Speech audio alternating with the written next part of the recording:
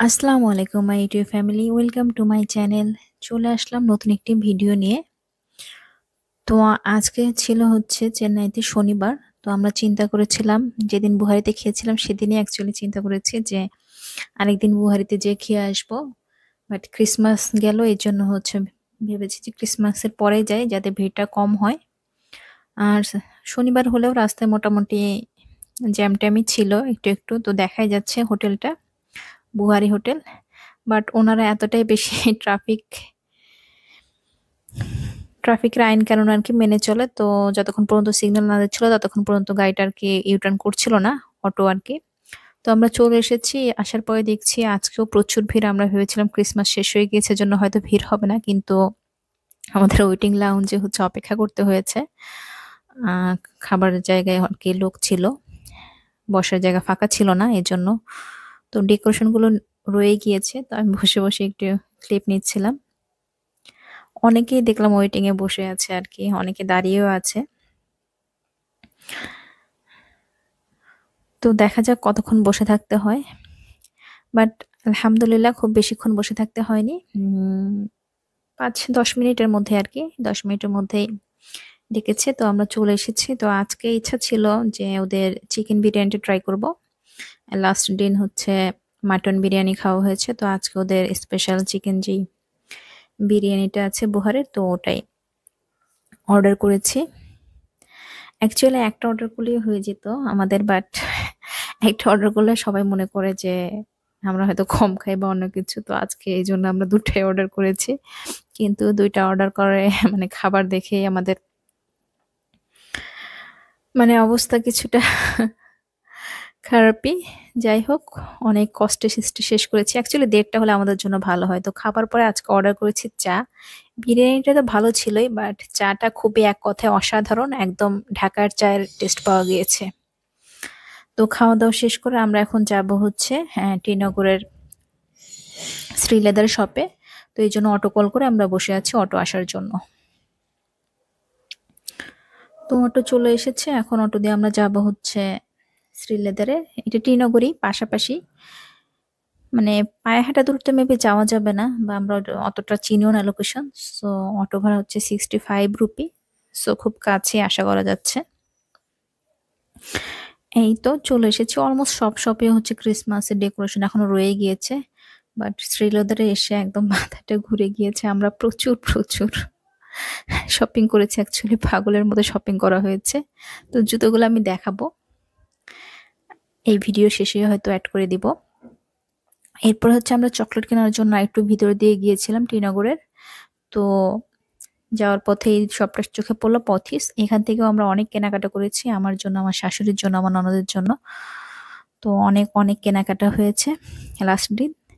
তো আজকে সকালে আমরা যাচ্ছি হচ্ছে মাইনা বিচে। আজকে হচ্ছে সানডে, আর আমাদের সময়ও নেই, যাওয়ার সময় হয়ে গিয়েছে আর কি। তো ভাবলাম আজকে সকাল সকাল যে মাইনা বিচে ঘুরে আসি, কারণ যেহেতু সানডে বিকালে অবশ্যই প্রচুর ভিড় হবে। আর সকাল সকাল খুব একদম রেডি রেডি হয়ে বের হয়েছি, কারণ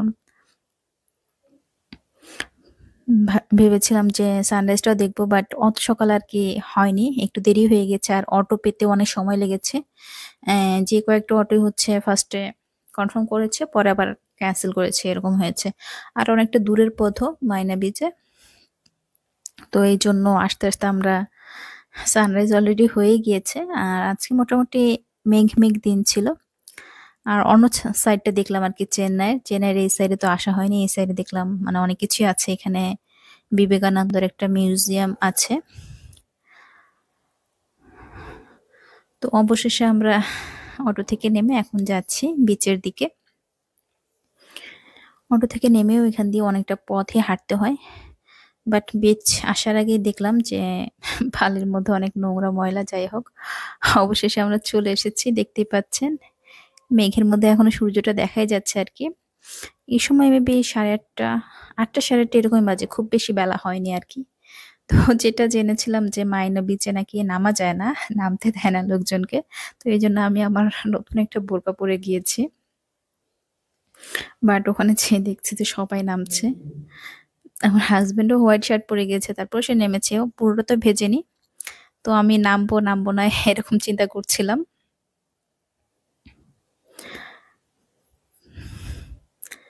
দেখতেই পাচ্ছেন ঢেউ, আর আজকে সানডের জন্যই নাকি মানে প্রচুর লোকজনও ছিল, তো অবশেষে আমার সাদা বোরকার মায়া ত্যাগ করেও আমি নেমেছি সাগরে, এবং ভিজতে ভিজতে অনেকটাই ভিজে গিয়েছি, এবং তাতে লাভ একটা হয়েছে, আমার সাদা বোরকায় এমন একটা স্পট লেগে গিয়েছে, ওটা ২ বার ওয়াশ করার পরও যায়নি। ওটা মনে হয় লাইফ টাইম।